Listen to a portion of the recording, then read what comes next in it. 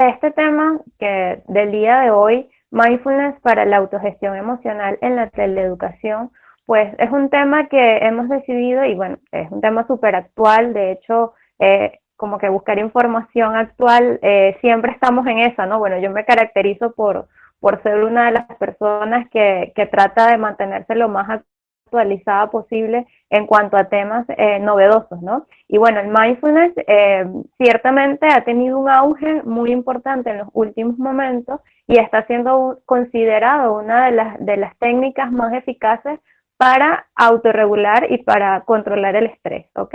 Entonces, en este caso vamos a entrar de una vez en materia para ponernos un poco en contexto sobre qué es el mindfulness. Y bueno, acá tenemos al doctor John Kabat-Zinn, que un poquito, vamos a hablar de él un poquito más adelante, que lo define como la manera más fácil y eficaz de comenzar a practicar mindfulness, es que centremos nuestra atención en la respiración. Es observar lo que sucede mientras intentamos mantener nuestra atención allí. Realmente el mindfulness, aparte de ser una técnica que regula el estrés o que ayuda a regular el estrés, es un estilo de vida, básicamente, ¿no? La invitación siempre es, desde nuestras clínicas, es que podamos llevar el mindfulness al día a día y a la cotidianidad. Entonces, un poco yéndonos al origen de lo que es la palabra mindfulness o la técnica específicamente, nos vamos, por supuesto, a sus raíces budistas con Siddhartha Gautama, que fue el Buda, que hace más de 2500 años redescubre la técnica.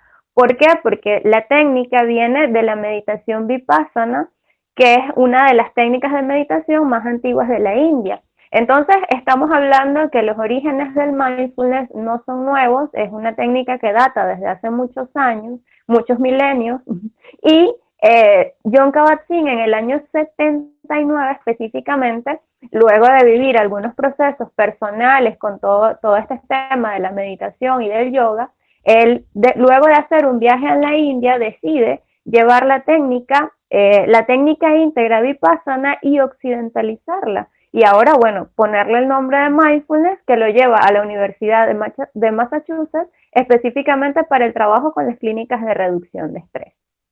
Este programa de reducción de estrés comienza para trabajar con pacientes con enfermedades crónicas. Esa era la intención básicamente de este programa. Resulta que a medida que fueron avanzando con algunas situaciones, incluyendo las actividades comunitarias que se hacían dentro de la clínica, pues vieron que estaban creciendo y que los beneficios no solamente eran para aquellas personas que sufrían enfermedades crónicas, sino que se descubre que hay muchísimos más beneficios para todo el mundo, porque bueno, ciertamente quizás en el año 79, cuando la técnica comienza en la universidad, pues este auge como de asumir el estrés como parte de la vida, del proceso, y que ahora lo vamos a ver que está quizás un poco más notorio o está visibilizado, por supuesto que era menos en el año 79, ¿no? Entonces se decía que las personas que sufrían estrés, aquellas personas que estaban atravesando por algún proceso de salud o enfermedad, específicamente las enfermedades crónicas. Pasados los años, pasada muchísimas situaciones con todo lo que es el tema del mindfulness y las clínicas para la reducción del estrés, deciden abrir el espacio de las técnicas. Comienzan con primero los programas comunitarios para las personas que tenían bajos recursos y que al mismo tiempo deseaban aprender a meditar o aprender a regular un poco sus emociones. Luego de allí, pues decidieron expandirse por todo el continente y posteriormente, pues bueno, llegar al mundo entero. La psicología, por su parte, como ven, el mindfulness no es una técnica que nace en la psicología. De hecho, el doctor John Kabat-Zinn es un biólogo molecular. Es decir, luego de que las clínicas llevaban tiempo en un auge, fueron algunos especialistas en salud mental quienes se acercan a la Universidad de Massachusetts, a las clínicas como tal, y la invitación siempre era, bueno, nosotros queremos venir a hacer investigación, ok, pero tienes que participar en la clínica, era como uno de los requisitos, ¿no? Entonces, claro, los interesados, que bueno, son muchos de los investigadores famosos que tenemos en la actualidad, pues ellos decidieron pues comenzar a hacer las clínicas para experimentar qué era lo que estaba sucediendo con el mindfulness o qué era lo que el mindfulness hacía en la persona. Entonces, bueno, pasado algún tiempo comenzaron a hacer investigaciones, y las corrientes psicológicas comenzaron a tomar aspectos del mindfulness para trabajar en terapias psicológicas. En la actualidad, pues las terapias cognitivo-conductual son las que llevan esta bandera, porque bueno, de hecho tienen un apartado específico de investigación para el mindfulness, ¿no? En las terapias de tercera generación. Entonces, así mismo ha pasado con la psicología positiva, así mismo pasó con el psicoanálisis, así mismo pasó con todas las corrientes psicológicas, incluyendo el humanismo, que han estado buscando los beneficios del mindfulness dentro de lo que es las propias terapias psicológicas, ¿ok? Entonces, bueno, pasamos a una etapa que son las 5 facetas de la atención plena. ¿Qué son las 5 facetas de la atención plena? Pues bueno, para alguien que no conoce nada sobre mindfulness y que está comenzando a quizás adentrarse en este mundo, podríamos decir, si nos vamos un poco más atrás con lo que decía el doctor Jon Kabat-Zinn, es poder centrar tu atención en la respiración y observar cómo se mantiene allí. Entonces, claro, es una simplificación, por supuesto, de lo que es el término o la definición, y la verdad es que la atención plena o el mindfulness pues va muchísimo más allá. La idea es actuar con atención. La atención dentro del mindfulness es vista como un músculo que es capaz de ser adiestrado como cualquier otro. Yo siempre le digo a las personas, ustedes imagínense que están haciendo bíceps. Si ustedes quieren hacer bíceps, pues ¿qué tienen que hacer? Entrenar. Pues hacer una rutina de ejercicios diarios, para poder entrenar. Con la atención pasa exactamente lo mismo. Nosotros cada vez que nos sentamos a meditar estamos trabajando la atención como un músculo, la estamos ejercitando. Entonces, cuando nosotros actuamos con atención muchas veces, y creo que en la actualidad pues hay muchísimos distractores que nos hacen hacernos sentir que la atención está dividida y todo esto, pues el mindfulness siempre invita a que la atención esté enfocada en un solo estímulo, que tratemos de focalizar lo que estamos haciendo y evitar la multitarea, ¿no? Esa es una de las cosas a las que invita el mindfulness. Yo sé que en la actualidad eso es súper difícil, ¿no? Por lo menos una cosa que estemos haciendo que seamos capaces de hacerlas con atención. La segunda faceta de estas 5 facetas es describir lo que está pasando, qué es lo que estás viendo, la situación. Y es una descripción sin juzgar. De repente, cuando nosotros, bueno, dentro del mindfulness existen unos fundamentos que son como los que dan pie a que vayamos a practicar, como yo les digo, son los que nos acompañan siempre, los que nos dan una palmadita en el hombro, que nos dicen que sí podemos y que no lo estamos haciendo mal, ¿no? Que no hay una manera buena o mala de hacerlo. Entonces, dentro de la descripción está el no juzgar y el tratar de observar todo con una mente de principiante, como si fueras capaz de verlo por primera vez. Entonces, esto de describir lo que estás viendo, lo que estás observando, es un poco alejarte de la situación. Y aquí nos lleva a la tercera fase, que es la no reactividad. En la no reactividad hablamos un poco de la ecuanimidad. La ecuanimidad es esa capacidad que podemos desarrollar los seres humanos que nos hace mantener una distancia prudente, entre lo que está ocurriendo en lo exterior y lo que me está ocurriendo a mí. Es esa capacidad de, si vamos un poquito más atrás, si aplico el actuar con atención, es decir, prestar atención a lo que está ocurriendo, soy capaz de describirlo y soy capaz de evitar la reactividad. Siempre, antes de tomar alguna decisión, decir algo, comentar, hacer algún comentario, opinar, pues la idea siempre es contacta con tu respiración en 2 inhalaciones antes de que decidas qué vas a responder, porque eso ayuda a que evites que no reacciones. Bueno, en meditación nosotros decimos que antes de mover alguna parte del cuerpo que esté incómoda, contemos hasta 3 antes de tomar la decisión de moverlo. ¿Para qué? porque ese espacio que te da el previo o esos 3 segundos de respiración hace que tomes una decisión mucho más consciente y mucho más clara con lo que vas a hacer. La siguiente fase es aceptar sin juzgar. En este caso, aquí nos vamos a otro de los principios del mindfulness, que es la aceptación, esa aceptación incondicional, que ya la vamos a ver un poquito más adelante. El aceptar sin juzgar nos invita específicamente a entender que lo que está ocurriendo, que lo que está pasando en ese momento, pues no tiene nada que ver o directamente proporcional con lo que nosotros somos o con lo que nosotros estamos pensando. Inclusive yéndonos quizás no a situaciones externas ya, sino un poco a lo interno, cada vez que nosotros estamos teniendo alguna tormenta de pensamientos que nos abruman, que nos hacen sentir de X manera, en ese momento nosotros entendemos que esos pensamientos son parte de nosotros y que también nosotros somos más que esos pensamientos, que eso que estamos pensando en ese momento. Entonces, el aceptar sin juzgar es aceptar que eso existe, aceptar que es una realidad y aceptar que me está pasando a mí. Y tratar de no juzgar, de no juzgar afuera o no juzgarme a mí por lo que está ocurriendo. Y eso nos lleva a la otra de las facetas, que es el observar.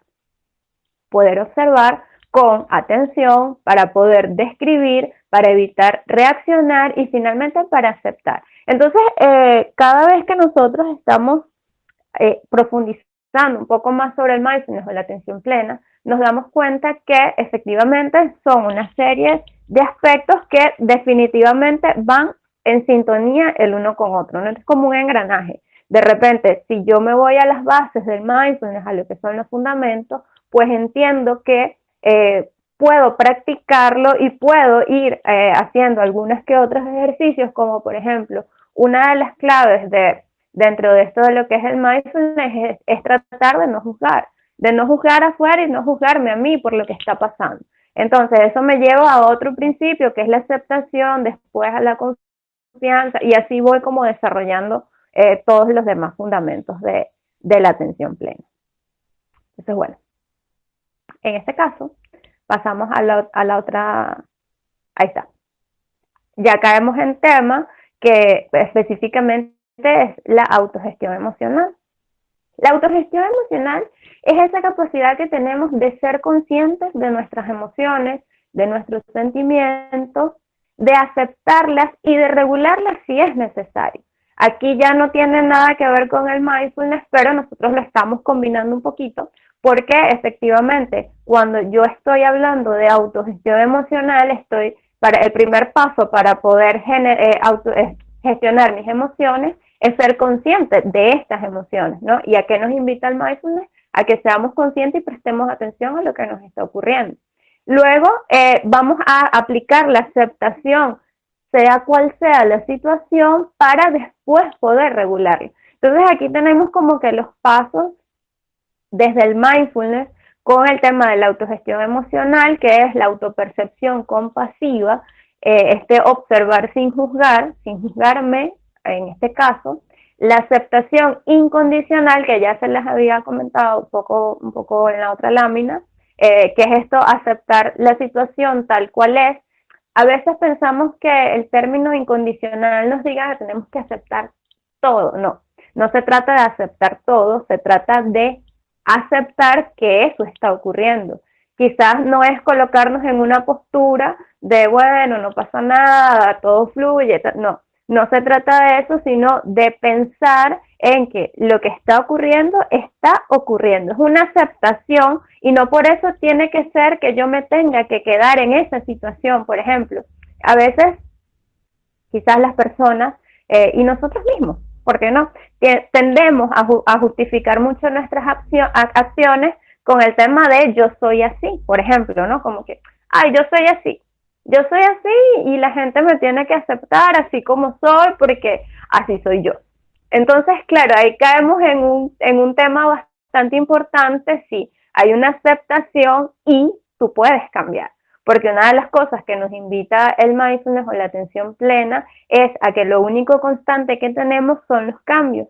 y que muchas veces lo impermanente es todo lo que existe, pero lo único que puede ser permanente son nuestras maneras de pensar.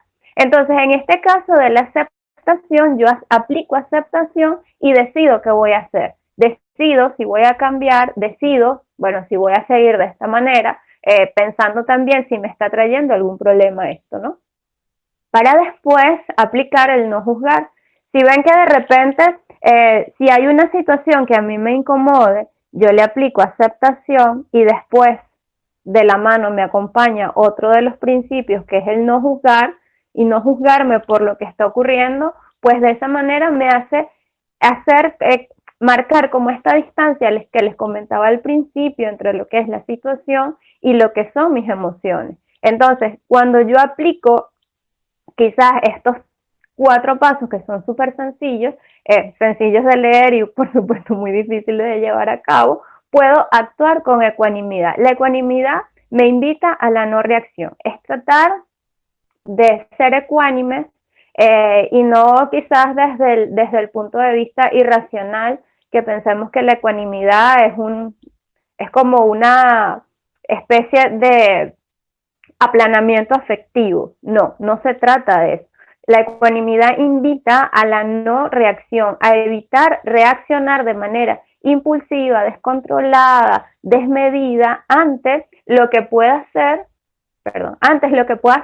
una situación incómoda o una situación, llámese incómoda, agradable, desagradable o neutra, no necesariamente tiene que ser desagradable o incómoda para marcar esta distancia entre lo que estoy sintiendo y lo que estoy pensando. Muy bien, entonces aquí llegamos a otro punto, ya un poco más yéndonos al tema específicamente que nos está ocupando el día de hoy, de un tema nuevo, que es el tecnoestrés. Específicamente acá cambiamos el estrés del aula por el estrés tecnológico. Aquí ya pasamos a otra fase de la presentación donde hablamos un poco de lo que es el tecnoestrés. Y el tecnoestrés es un término que, bueno, parece un término nuevo, pero no es un término nuevo. Es un término que por primera vez fue utilizado en el año 84, que justamente hacía alusión a las consecuencias psicológicas y sociales que suelen asociarse con lo negativo hacia las nuevas tecnologías de información. El tecnoestrés es cuando las nuevas tecnologías de la información, o las llamamos TIC, se convierten en un estresor más hacia la persona. Es decir, es cuando la persona siente que muchas cosas se están desbordando con toda esta información que está recibiendo o que está tratando de actualizar. En definitiva, el tecnoestrés es un estado psicológico negativo que está relacionado con el uso de las TIC y o que es una amenaza, o que yo me siento amenazado ante todo esto que está viniendo, y si yo digo, si ahora no lo puedo manejar, imagínate en el futuro todo lo que esto va a significar, ¿no? Este estado viene condicionado por la percepción de un ajuste entre las demandas y los recursos relacionados con las TIC. Es decir, hay como 3 componentes importantes que ya los vamos a ver un poco más adelante, que están las demandas, están los recursos de la persona y están todo esto que se viene actualizando con las nuevas tecnologías de la información. Esto lleva a que la persona, al verse tan saturada por todos estos cambios o todas estas cosas que están ocurriendo, ocurre una activación psicofisiológica no placentera y esto hace que desarrolle actitudes de rechazo hacia lo que son las nuevas tecnologías de la información. Entonces, el tecnoestrés es una, perdón, el tecnoestrés es unas, el tecnoestrés tiene 2 componentes importantes, que ya los vamos a ver acá, que es el tecnoestrés y la tecnoadicción. En el caso del tecnoestrés, tenemos que es la experiencia negativa del estrés y que está conformada por 4 dimensiones que son las que lo determinan, ¿no? Que es la fatiga, cuando estamos recibiendo muchísima información y hay muchísima demanda, pues hay una fatiga psicológica, emocional sobre todo esto que está ocurriendo. Hay ansiedad que viene causada por la misma demanda que ya está en la dimensión afectiva. Está el escepticismo que ya viene con una, de repente con la dimensión actitudinal que yo puedo decir, bueno, no, de verdad yo no puedo, o esto jamás lo voy a lograr, no voy a poder hacerlo. Y tenemos como final la ineficiencia, que ya viene un poco más hacia lo que yo comienzo a pensar sobre mí mismo, ¿no? Como que caer en frustración por el uso de las nuevas tecnologías. Tenemos el otro componente, que es la tecnoadicción, que esta se caracteriza por el uso excesivo y compulsivo de la tecnología. Muchas veces tenemos muchísimas demandas con todo lo que nos está ocurriendo, muchas exigencias que nos piden mantenernos al día, actualizados con muchas cosas, y por supuesto hace que tengamos mucho más acceso a la información. Entonces, ¿qué pasa? Tenemos celular, tenemos computadora, tenemos tablet, tenemos internet, nos exige estar conectados muchísimo más tiempo del que realmente pudiésemos estar.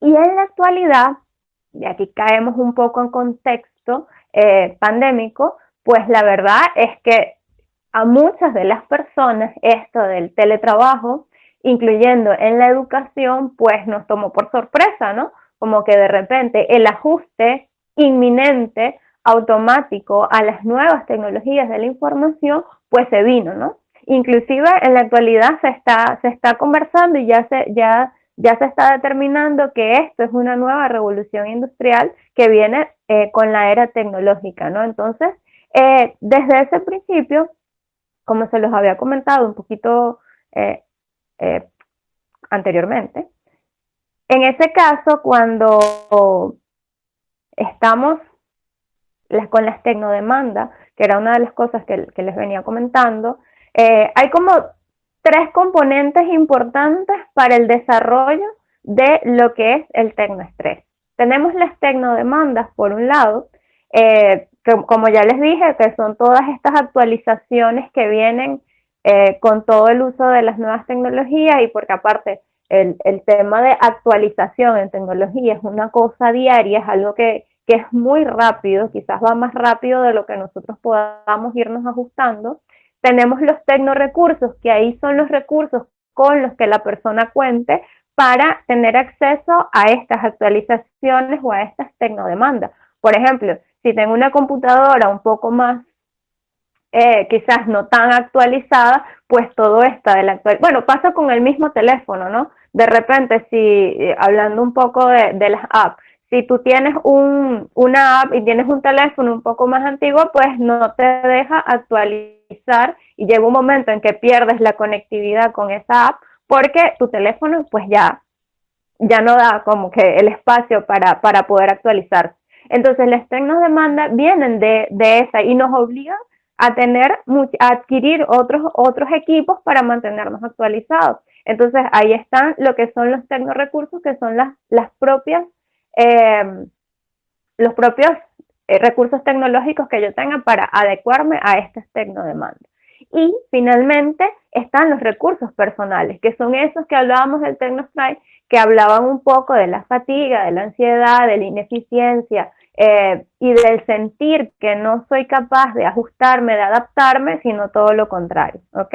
Entonces, en este caso, son tres componentes principales que van a detonar lo que es el tecnoestrés.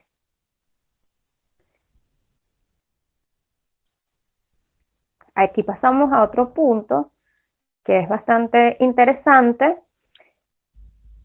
Según el modelo que estamos actuando, la implementación de las nuevas tecnologías nos lleva a muchos cambios a nivel laboral, ¿ok?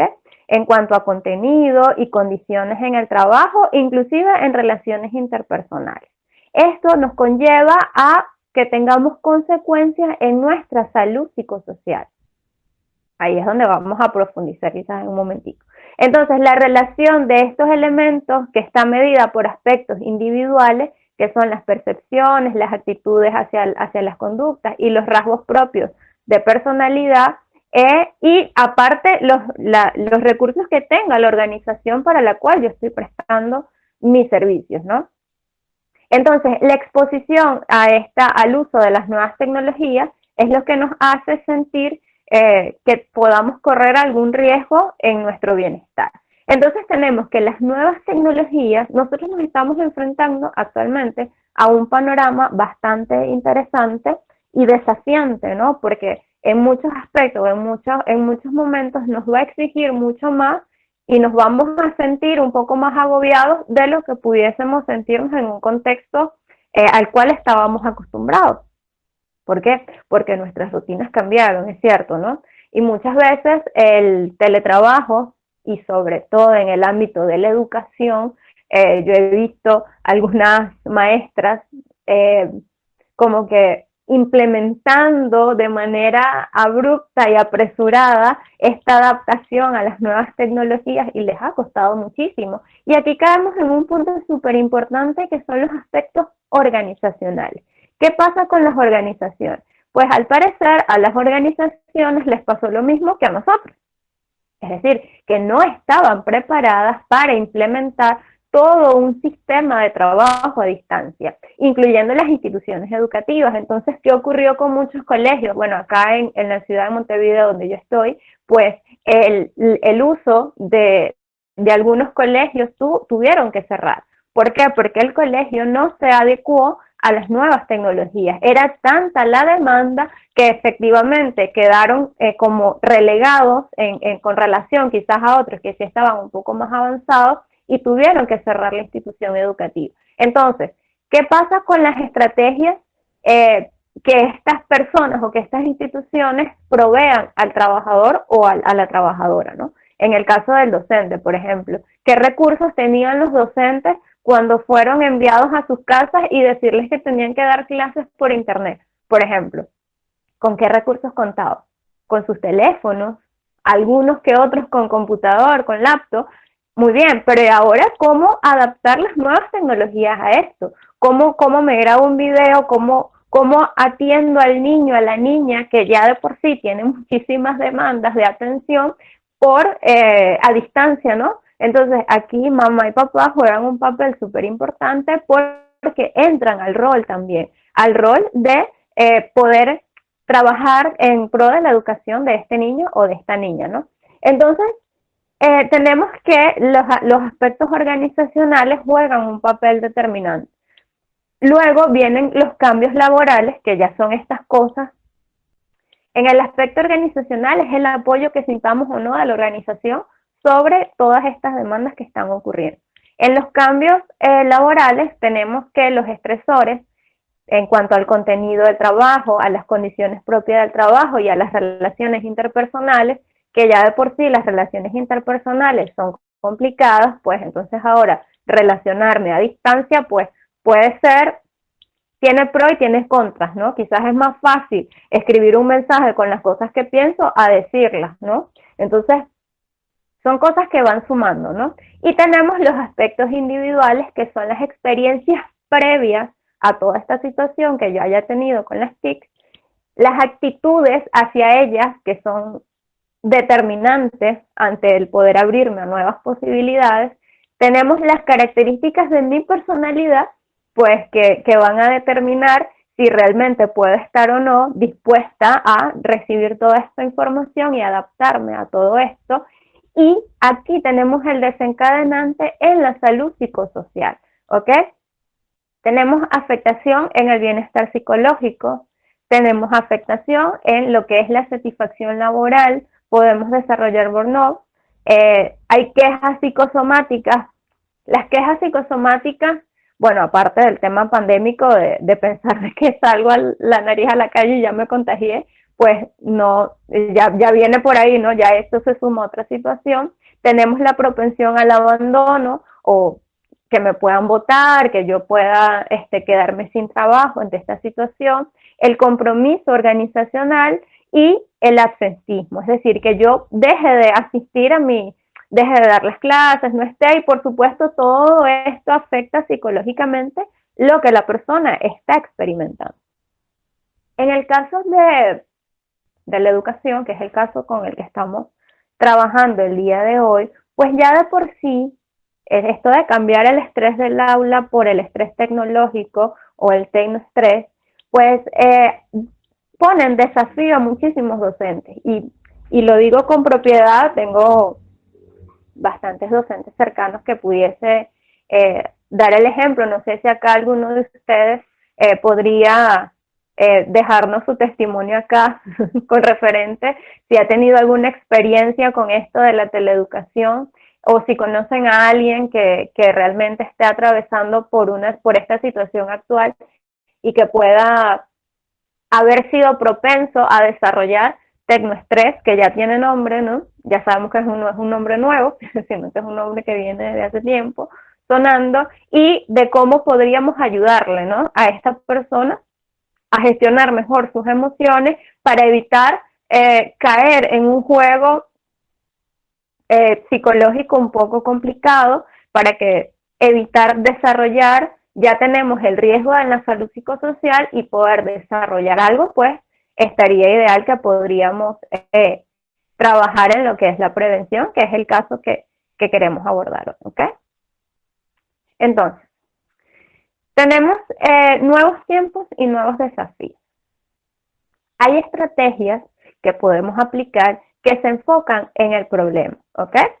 Aquí solamente necesitamos pensar que la situación actual nos estresa, que estamos atravesando por muchas situaciones estresantes y que necesitamos ajustarnos a todo lo que está ocurriendo. Entonces tenemos el afrontamiento de estímulos ambientales estresores aplicando el principio de la aceptación para gestionar el ambiente, para que se logre la gestión en el ambiente del trabajo y estos estímulos estresores lograr un poco como que ese equilibrio entre lo que está ocurriendo y de esta manera se pueda minimizar la amenaza y aumente una percepción del control de la situación. Es decir, que yo pueda sentir que en algún momento todo esto que me sobrepasó en algún momento, pues pueda tener la sensación de que puedo estar controlando la situación.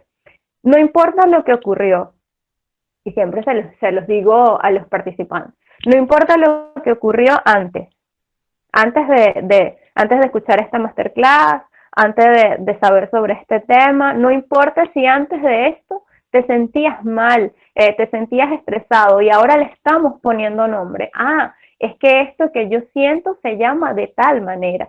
Perfecto. Ahora lo que vamos a adquirir son herramientas que nos van a ayudar a manejar y a gestionar todas estas cosas que estamos sintiendo, todas estas emociones, torbellino emocional, torbellino de pensamiento, que nos hace muchas veces desencadenar algunas otras situaciones que quizás no las estamos comentando ahora, como trastornos del sueño, trastornos de ansiedad, trastornos depresivos, y que podríamos ir hacia ese lugar y tratar de evitar caer en estos abismos emocionales.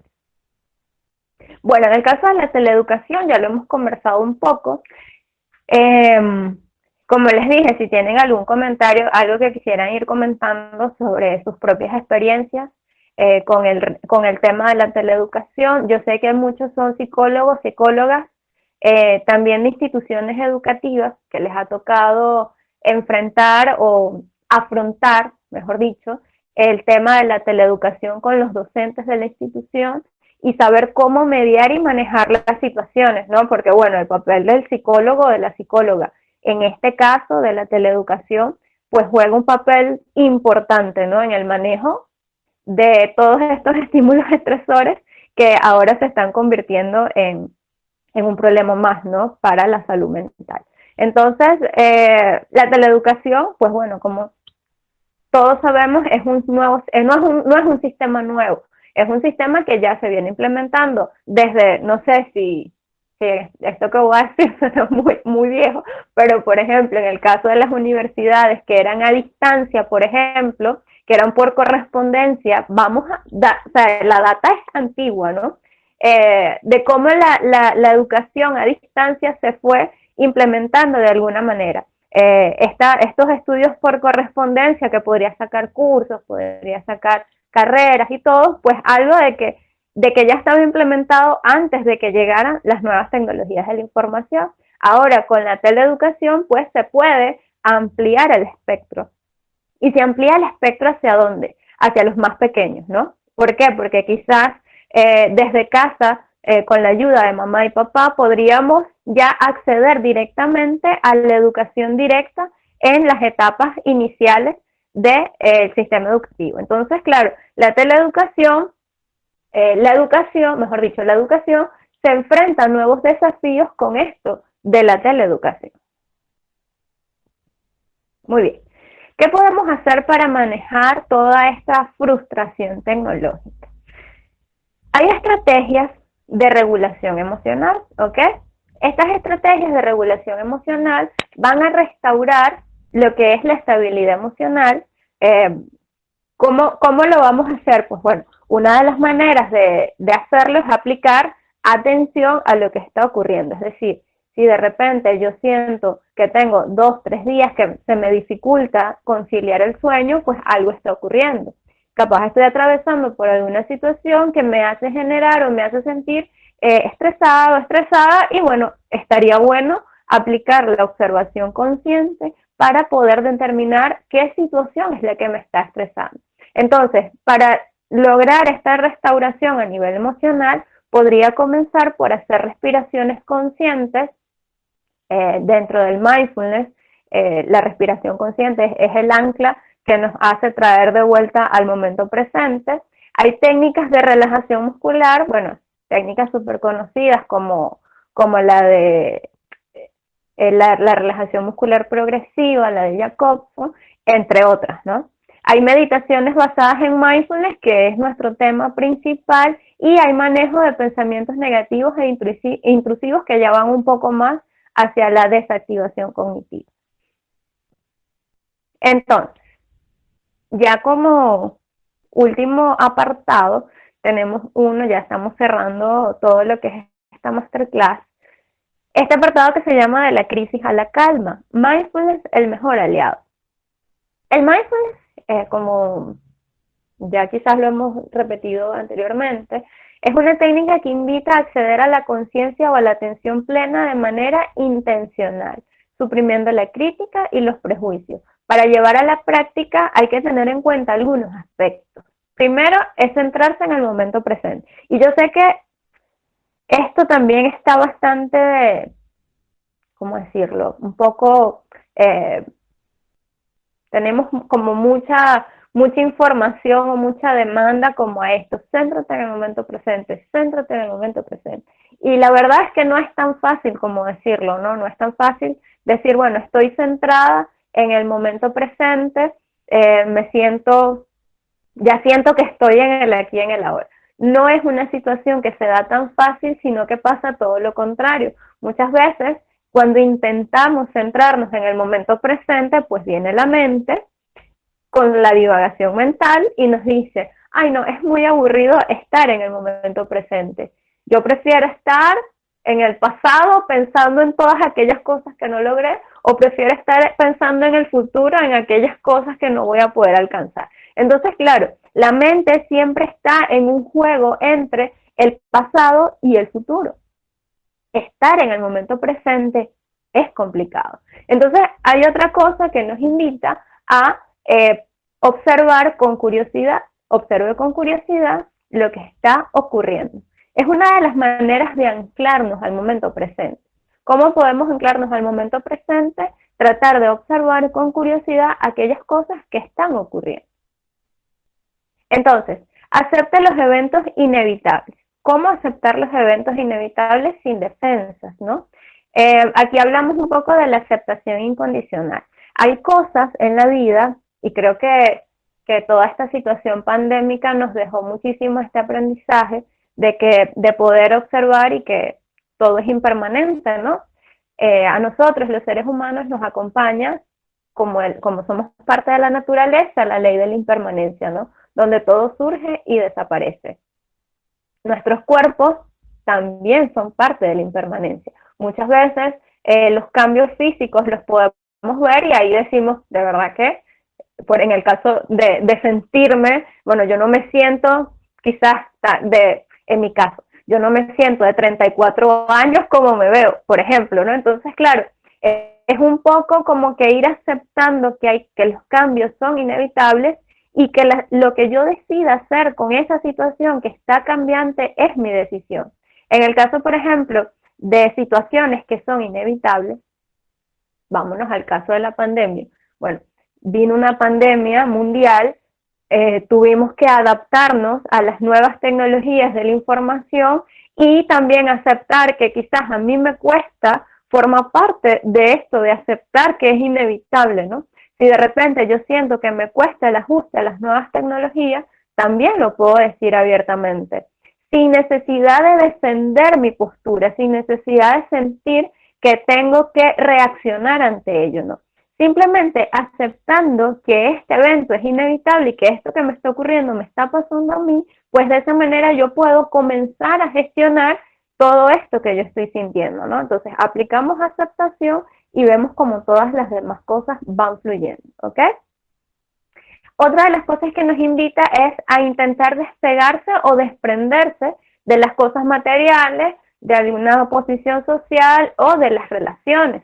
Practicar el desapego, como llaman no te apegues, en meditación vipassana lo llama un poco más, quizá un poco más radical con el tema del desapego, es no te apegues a nada, no te apegues ni a lo agradable ni a lo desagradable, porque absolutamente todo desaparece. Es decir, volviendo al tema de la ley de la impermanencia, si nosotros entendemos que lo único constante que tenemos son los cambios, pues apegarnos a situaciones, apegarnos a relaciones, apegarnos a emociones, pues también nos hace sentir de alguna manera mucho más frustrados de lo que podríamos estar experimentando si aceptamos, si aplicamos la aceptación, si logramos centrarnos en el momento presente, observando con curiosidad y de esa manera intentar de alguna manera marcar esa distancia. No sé si el tema de la distancia, de marcar la distancia entre lo que yo siento y lo que está ocurriendo,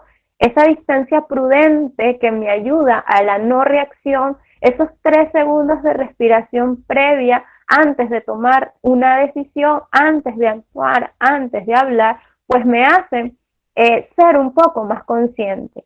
A veces decimos, 3 segundos son suficientes para traer de vuelta la atención en el momento presente, sí. Si nosotros estamos entrenando nuestra atención y nos sentamos a meditar, podemos trabajar un poco más, pues de esa manera vamos a experimentar cómo nuestra atención puede ir y venir, colocándola en el lugar que nosotros queremos en este momento. Entonces, para poder manejar toda esta situación, recuerden, creo que es uno de los tips más importantes y que a mí me ha servido muchísimo más en mi vida personal, poder tomar esa distancia prudente entre lo que está ocurriendo en el exterior, lo que está ocurriendo dentro de mí, hay un espacio, ¿ok?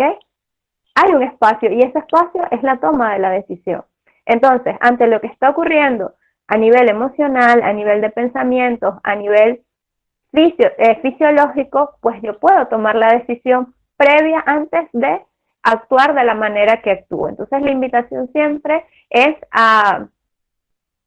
quizás a desacostumbrarnos a actuar de una manera de la que siempre actúo. La invitación siempre es hacer las cosas diferentes. Y yo creo que la situación actual nos invitó muchísimo a replantearnos muchas cosas, porque habían rutinas que estaban establecidas desde hace muchos años. Y evidentemente con toda esta situación, pues hubo que hacer un cambio en la rutina. Entonces, claro, todas las consecuencias que esos cambios traen es lo que va a depender de la actitud que yo tome ante lo que está ocurriendo. Entonces, ya para finalizar, les voy a dejar un mensaje que bueno, que es algo que lo llevo como muy arraigado dentro de mí, y es que cuando practicamos la percepción autocompasiva, conectamos con las raíces de nuestra humanidad compartida. Y en este caso, perdón, y en este caso, a mí me encanta mucho el tema de poder decir y hablar de esto de la humanidad compartida. Y es que cuando nosotros conectamos con esto que somos, con esto que nos define o con esto que nos dice qué realmente es lo que somos, pues en ese momento es que podemos entender a otra persona.